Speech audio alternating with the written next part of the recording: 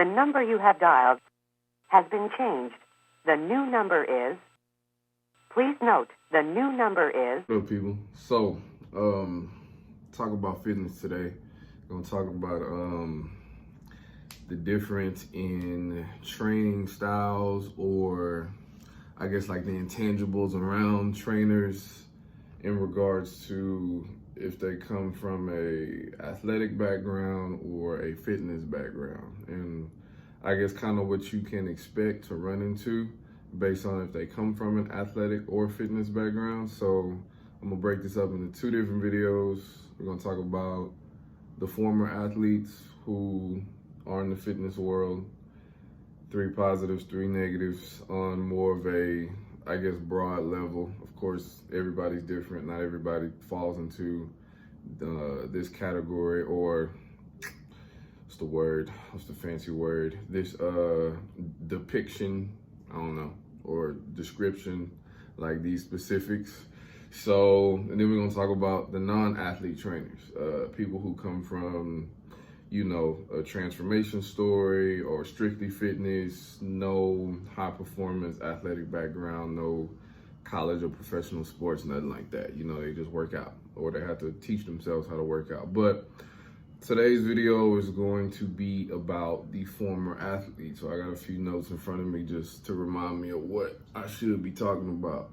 So we'll start off with the positive. So we'll go positive, negative, and then how that negative kind of leads back into a positive, and then so on. So we'll go 3 and 3. So first positive for having a trainer or dealing with somebody in the fitness world who does have an athletic background is that they'll typically be a little more kinesthetically aware and impressive. So when you're dealing with a former athlete, a lot of athletes, it is what it is. They look a certain way. They look a certain way, they move a certain way, they present themselves a certain way. You can kind of look at somebody and tell, like, oh, you know, I know women get it all the time, like, oh, like, look like you ran track, you know, you nice legs or whatever. But you know, guys get it too. You look like, you know, you play football or basketball, or if they can't really tell what type of body you got, but you just look super in shape, they automatically assume that you were some type of an athlete at some type of level, whether it be varsity sports in high school, collegiate level, maybe former professional, whatever. They tend to aesthetically look a certain way, but they also tend to grab your attention too when they're working out themselves. Movement quality is typically a little more fluid, a little better, for lack of a better term, or just overall impressive.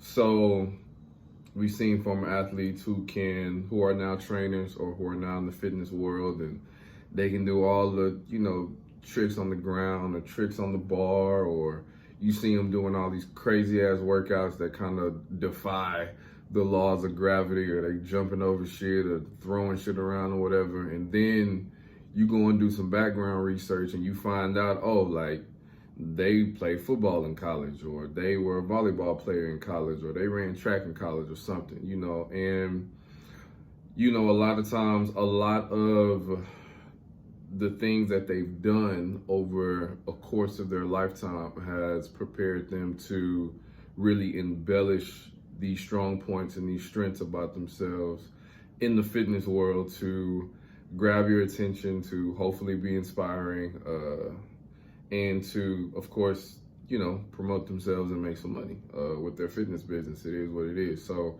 they're using these gifts and these traits and these strengths to their advantage to position themselves for success. Nothing wrong with that. I applaud it.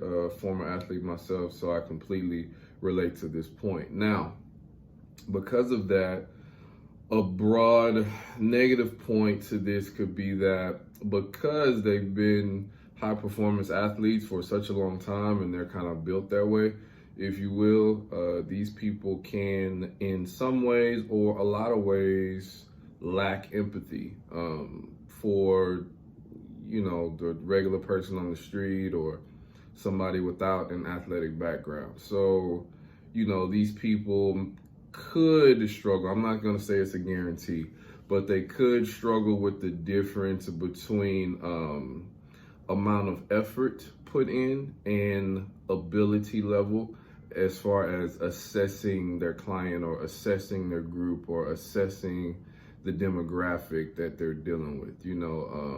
I've been in plenty of situations in my professional career where somebody has reported to me like, like the class was great, but they were kind of doing things in the class we couldn't do, or we couldn't follow along, and they didn't really have a modification, or they didn't know how to progress it or tailor it down to who they're dealing with. So sometimes when you get a former athlete or a former high performance person or professional who you're now following in the fitness world, sometimes they can struggle to meet you where you're at or meet the client where they're at. Sometimes they just come from one perspective of, oh, this is what we're going to do, this is how we're going to do it, and if you can't do it, you need to work harder or push yourself or believe in yourself or kind of get your shit together, kind of attitude, just because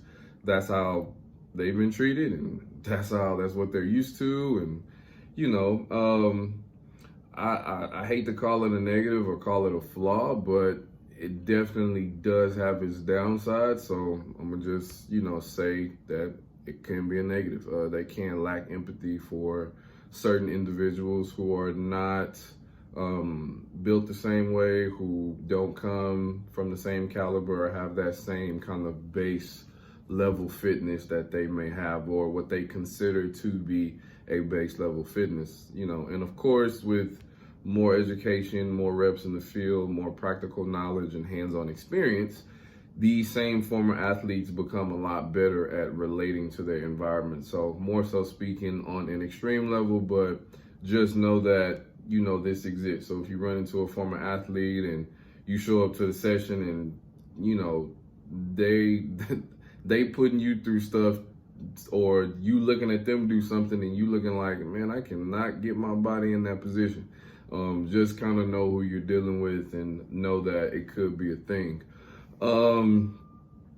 Number two, positive for this person because of that negative could mean that they're very pushy, but also progressive. So, they could be on your ass all the time because, you're dealing with somebody who has spent the last 10 plus years of their life with somebody maybe yelling at them or whistles in their face or moving in unison and waking up super early every day, going to bed late every day, or practicing multiple times a day, or having to move through pain and minor injuries and things like that. So when it comes to them wanting to push you to get to the next level and to improve yourself, these are great people to have in your corner because they have a feeling, at least a general feeling, for what it takes on a real level to achieve your results, and they're never believers in overnight success or the quick way to do things or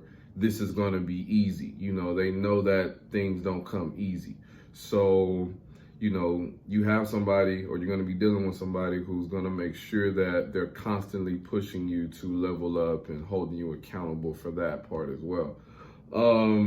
But then again, the negative, we talked about empathy, now we're talking about sympathy, right? So the negative is that they're not going to feel sorry for the fact that you don't get to, like, you can no longer enjoy your box of Oreos anymore. Like, they don't care. Or they ain't trying to hear the fact that you slipped up and, drank a whole bottle of wine because it was your birthday or some shit. Like, they don't care nothing about that shit, And of course you have, I'm not saying they're all former athletes who are in the fitness world are like this, but do be aware of the fact that they come from the background and from the mindset of you have a goal, you stick to your goal, you accomplish your goal, and you don't let nothing get in the way. And if you do let things get in the way, then you're not serious about your goal. So they can be somewhat disconnected from like the everyday luxuries and treats that life has to offer, and they're just kind of looking at you like,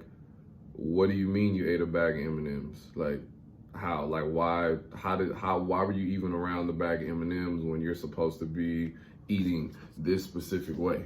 You know, so they can be a little bit disconnected from the fact that you got urges and you got cravings, and that, you know, you're still human. I mean, they're still human. But like I said, you know, when they look in the mirror, they see one thing. So it's going to be hard for them, or it can be hard for them, to understand that you don't necessarily see yourself as a high performance, you know, athlete. You just kind of, you know, you want to be in shape and you want to look good and do the right thing, but you want to live and enjoy life too. And a lot of times when you're dealing with an athlete who may have been on a high performance level, they don't really think of themselves as like wanting to enjoy, you know, anything. Like, the enjoyment comes from them achieving their goals. So know that you're kind of dealing with this type of person too. Let's see what. So, let's talk about sympathy. So yeah, they're not gonna be, you know, you slipping up. They're not really gonna be able to necessarily relate to that. The third positive is going to be that they're going to be very consistent with you. So they're going to be open to problem solving. They're going to be open to, you know, constantly like assessing where you are as far as your fitness level goes.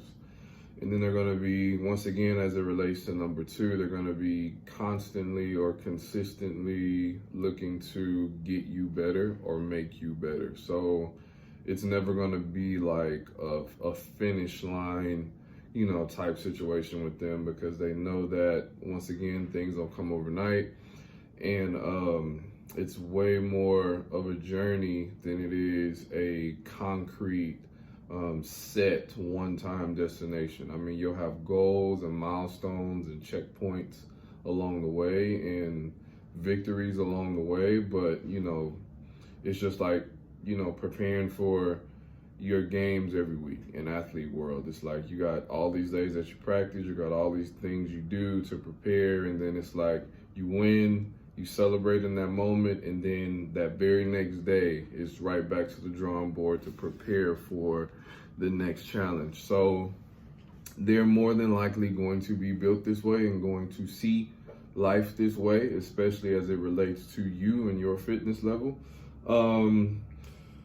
And I will probably say the negative thing, other side of the coin for this will be, they're not going to be necessarily concerned with.